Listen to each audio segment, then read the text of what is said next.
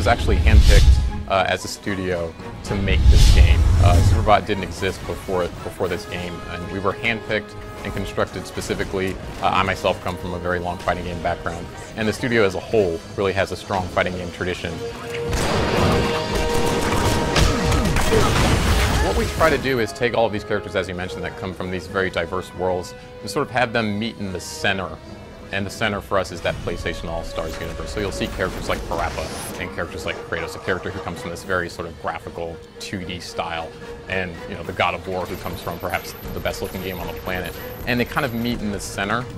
They retain a lot of their essence while also existing within the same world that we've created here. And we think we did a really good job of it.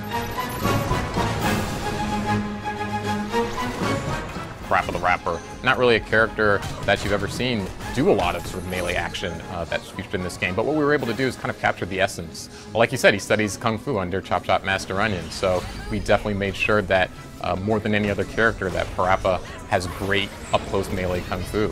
We also incorporated some of his other loves, obviously music and skateboarding, into his moveset. Characters like that Princess, who also you've never seen before, we made sure that we captured the essence of her love of cake and the support that she gets from her villagers and the other members of her kingdom in her game.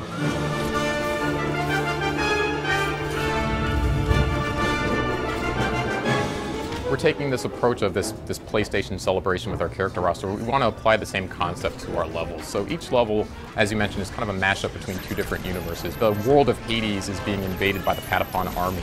So Hades, the god from God of War, is engaged in this conflict between the Patapon army, and you'll see a bit of interaction between those two, and they'll have a bit of back and forth, and also have some fun playing with the characters.